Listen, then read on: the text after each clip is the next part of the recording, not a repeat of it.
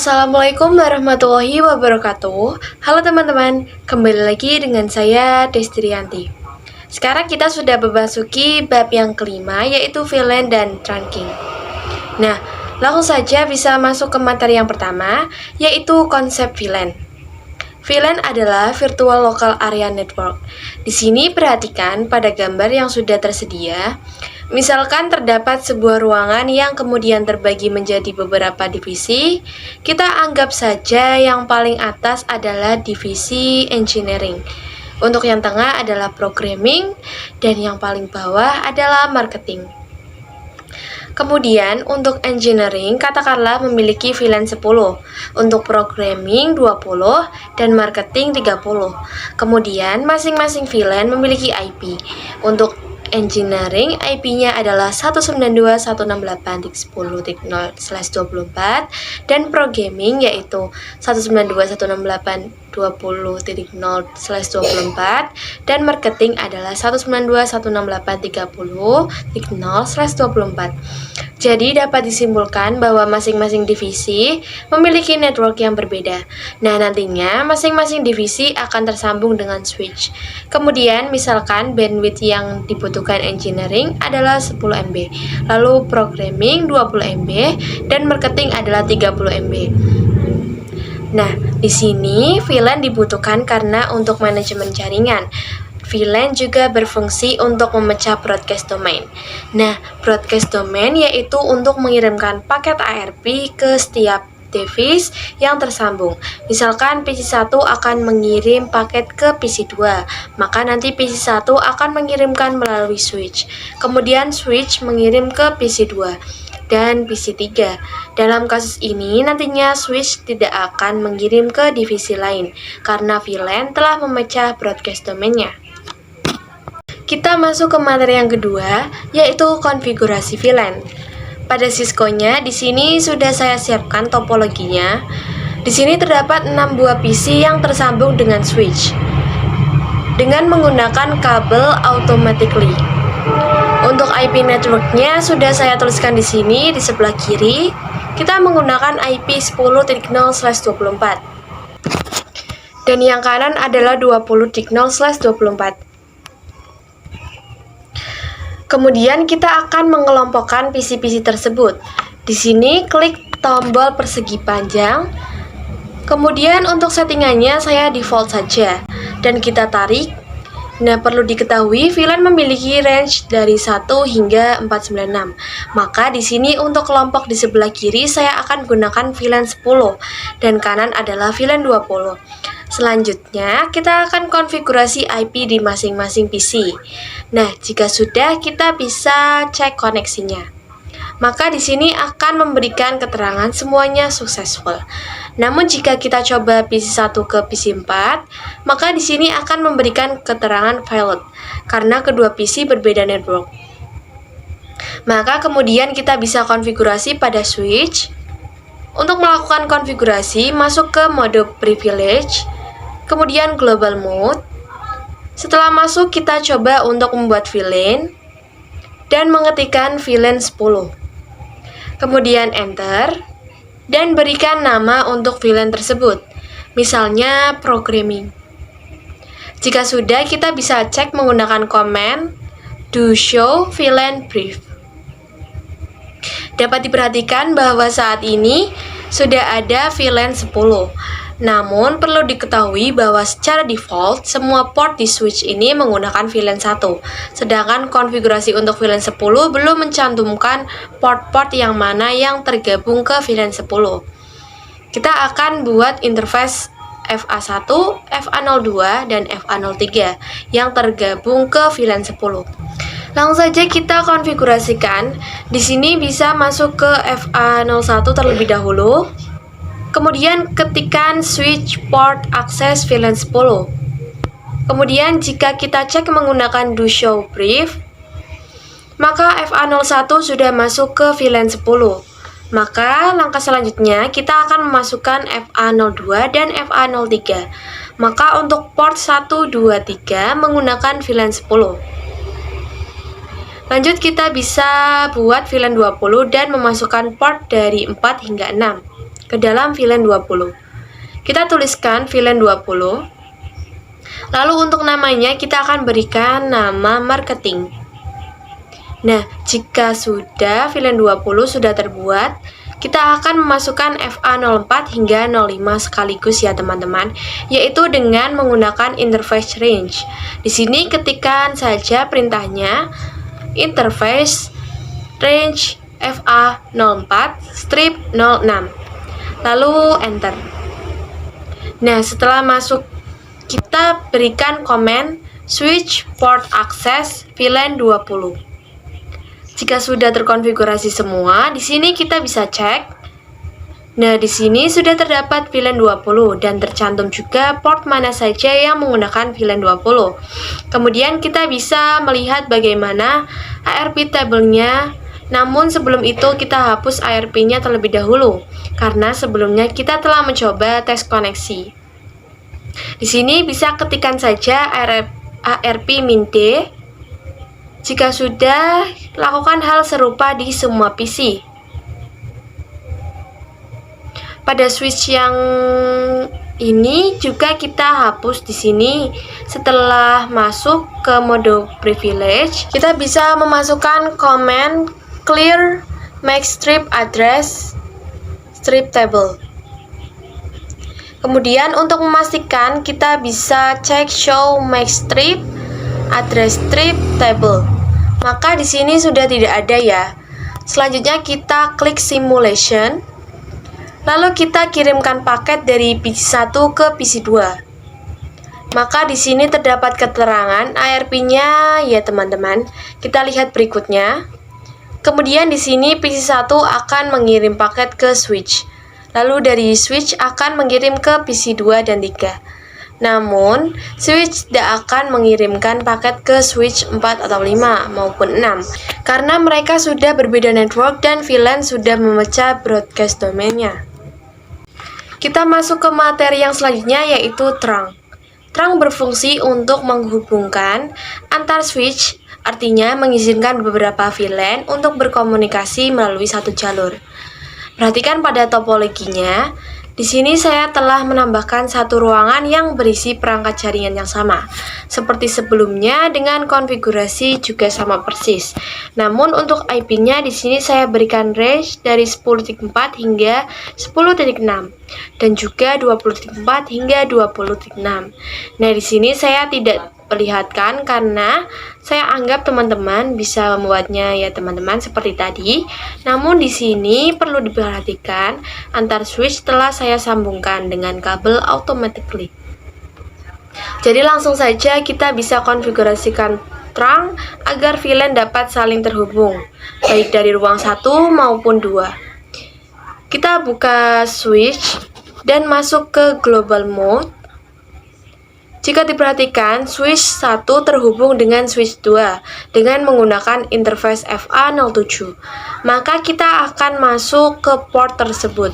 Kemudian kita berikan komen switch port mode trunk. Maka di sini akan muncul pemberitahuan bahwa FA07 sudah masuk ke mode trunk tersebut. Lalu kita cek dengan komen do show interface trunk.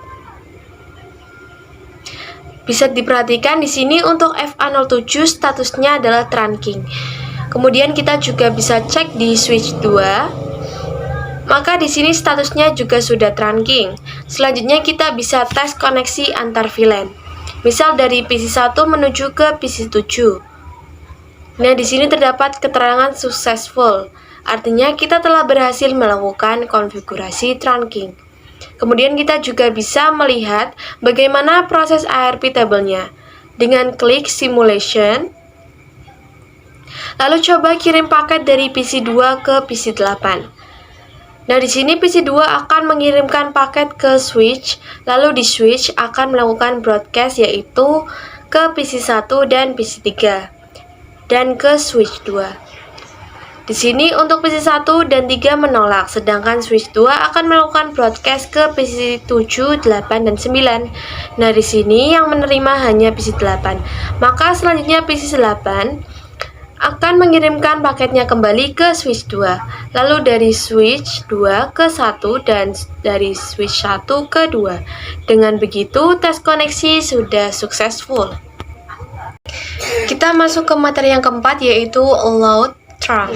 Jadi kita cek pada interface trunk. Di sini terdapat VLAN allowed on trunk. Artinya trunk berapa saja yang diizinkan untuk melewati interface FA07.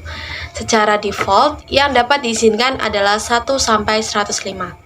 Kemudian terdapat VLAN allowed and active in management domain. Ini artinya adalah VLAN yang telah mencoba untuk melewati FA07.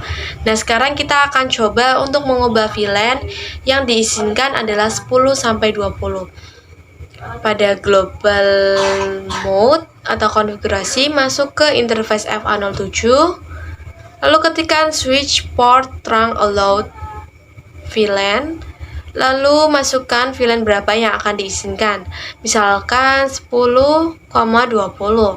Setelah selesai, kita exit, lalu cek di interface trunk. Perhatikan untuk VLAN allowed trunk-nya sudah berubah. Kita masuk ke materi yang kelima, yaitu trunking pada MLS. Pada Cisco yang sudah saya buat, membuat satu ruangan lagi yang isinya sama persis seperti sebelumnya. Untuk switch 3 juga sudah terkonfigurasi VLAN di interface FA07. Sekarang kita akan coba konfigurasi trunk pada MLS atau multi-layer switch. Kita bisa pilih pada bagian network device, lalu pilih switch dan klik pada switch yang MLS. Lalu kita sambungkan dengan switch 3 menggunakan kabel automatically. Dan kita bisa lakukan konfigurasi trunk pada interface FA08. Kita buka tampilan CLI dari switch 3, masuk pada global mode dan interface FA08, lalu jalankan perintah switch port mode trunk dan cek dengan komen do show interface trunk. Atau dapat dilihat untuk interface 07 dan 08 sudah kita trunk. Kemudian kita bisa lakukan trunk pada MLS, masuk pada mode privilege, lalu global mode dan masuk ke interface 01, yaitu interface yang tersambung ke switch 3. Setelah itu berikan komen untuk trunk, yaitu switch port mode trunk. Maka di sini akan ada pemberitahuan comment rejected. Artinya kita tidak dapat melakukan konfigurasi trunk di interface ini. Nah, hal tersebut ada penjelasannya. Jadi untuk trunk itu ia memiliki dua jenis, yakni ESL dan 802IQ, yang mana ESL adalah milik Cisco. ESL digunakan ketika kita memiliki dua switch dari Cisco yang ingin terhubung melalui trunk. Kemudian 802IQ itu open standar atau dapat digunakan untuk menghubungkan switch dari berbagai vendor. Misalkan kita memiliki satu switch Cisco dan satu switch RUCY, maka kita akan menggunakan IQ. Nah, untuk switch MLS support ke dua jenis tersebut, sedangkan switch 123 hanya support ke IQ. Oleh karena itu, ketika kita melakukan trunking pada switch 3, ia akan langsung menggunakan trunking protokol IQ. Namun jika switch 3 dihubungkan ke switch MLS, ia akan kebingungan karena switch MLS sudah mengharapkan protokol opsi ESL, namun ternyata switch 3 tidak support tersebut. Maka dari itu kita bisa melakukan konfigurasi encapsulation pada switch MLS. Di sini kalian bisa masuk ke perintah switch port trunk encapsulation.iq. Kemudian masukkan perintah konfigurasi trunk, yaitu switch port mode trunk. Nah, di sini sudah tidak rejected. Di sini kita bisa cek lagi. Dapat diperhatikan untuk FA01 statusnya trunking dan encapsulation sudah IQ. Kita lanjut ke materi yang keenam, yaitu dynamic trunking protocol. Perhatikan pada tabel ini, dari semuanya kita telah belajar mengenai mode trunk dan juga akses. Akses sendiri merujuk pada end device. sedangkan terang merujuk pada switch. Nah, kita akan coba untuk menggunakan mode Dynamic Trunking Protocol yang terdiri dari Dynamic Auto dan Dynamic Disable. Jika diperhatikan, ketika Dynamic Auto bertemu dengan Dynamic Dynamic Disable, maka hasilnya akan menjadi mode terang. Begitu juga dengan Dynamic Auto bertemu dengan mode terang, maka koreksinya akan menjadi mode terang. Sedangkan yang terakhir, ketika Dynamic Auto bertemu dengan mode akses, koreksi akan menjadi mode akses. Sebagai contoh, di sini terdapat dua switch yang terhubung dengan kabel. Misalkan switch 1 dikonfigurasi dengan Dynamic Auto, kemudian switch 2 dikonfigurasikan dengan Dynamic Disable. Dalam situasi ini, kedua switch akan bernegosiasi dengan hasilnya. Koneksi kabel antara keduanya akan menjadi mode terang. Dapat disimpulkan, untuk Dynamic Auto, sifatnya itu adalah menunggu, sedangkan Disable sifatnya adalah mengajak. Kemudian untuk mode terang dan akses sifatnya memaksa. Misal, switch 1 dikonfigurasi dengan Dynamic Auto, lalu switch 2 dikonfigurasi terang. Switch 1 yang sifatnya menunggu, maka dipaksa switch 2 untuk koneksinya berubah menjadi terang. Kita lanjut ke materi yang ketujuh, yaitu konfigurasi Dynamic Trunking Protocol. Di sini saya sudah menyiapkan dua buah switch yang terhubung dengan kabel automatically. Sebelum melakukan konfigurasi, kita bisa cek dulu mode yang digunakan oleh masing-masing switch. Kita buka pada tampilan CLI pada switch 4 dan masuk ke mode privilege. Di sini isikan komen show interface FA 0/1 switch port. Perhatikan pada baris administratif, mode dan operational mode. Jadi administratif mode adalah mode yang akan kita konfigurasikan, sedangkan operasional adalah hasil atau mode yang dijalankan. Nah, by default untuk administratif menggunakan Dynamic Auto karena sudah dipastikan switch 5 by defaultnya menggunakan Dynamic Auto. Maka untuk operasional hasilnya akan menjadi mode akses. Teman-teman bisa cek. Di sini saya akan langsung konfigurasi di switch 4. Di sini switch 4 akan berubah menjadi Dynamic Disable. Masuk ke dalam interface yang terhubung dengan switch 5, yaitu FA01. Lalu berikan komen switch port mode Dynamic Disable. Untuk mengecek kita bisa exit dulu. Nah, di sini perhatikan pada bagian administratif telah berubah menjadi Dynamic Disable. Maka untuk bagian operasional pun berubah menjadi terang karena switch 5 masih menggunakan Dynamic Auto yang sifatnya adalah menunggu. Kita masuk ke materi yang ke-8, yaitu Untage dan Tage. Untuk mempermudah penjelasan mengenai Untage dan Tage, pada Cisco kita bisa menggunakan mode simulation. Setelah mengirimkan paket dari PC 11 ke PC 17, kita next hingga pada bagian switch mengirimkan ke switch lain. Di sini kita bisa klik pada ARP table-nya. Nah, di sini terdapat keterangan .iq yang mana ia disebut dengan Tage. Sedangkan Untage jika paket ARP-nya tidak terdapat .iq-nya. Kita masuk ke materi yang ke-9, yaitu konsep Native VLAN. Native VLAN adalah paket yang tidak perlu di-Tage. Bisa kita lihat pada switch 1. Setelah memberikan komen show interface terang, di sini dapat diperhatikan ada yang namanya Native VLAN dan by default Native VLAN-nya adalah 1. Nah, di sini kita akan mencoba untuk mengganti Native VLAN tersebut.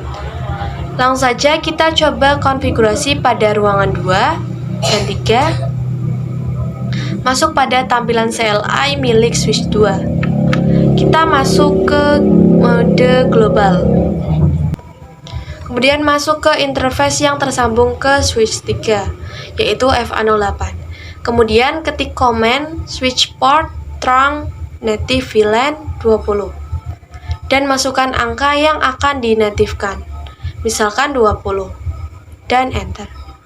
Selanjutnya cek dengan komen do show interface terang. Di sini untuk interface FA pada bagian native VLAN telah berubah menjadi 20. Berikutnya kita juga konfigurasikan di switch 3. Untuk caranya sama persis, hanya perhatikan pada bagian interface mana yang akan dikonfigurasi. Jika sudah, di sini dapat diperhatikan native VLAN-nya pun berubah menjadi 20. Selanjutnya kita bisa lakukan tes koneksi dengan mengirim paket dari PC 12 ke PC 18. Dan jangan lupa untuk berada di tampilan simulation. Di sini next saja. Pada bagian switch 2 ke switch 3 kita klik. Nah, dapat diperhatikan ia tidak lagi memunculkan TAGE. Sekian materi yang dapat saya sampaikan di bab 5 ini. Kurang lebihnya mohon maaf. Semoga bermanfaat ya teman-teman. Wassalamualaikum warahmatullahi wabarakatuh.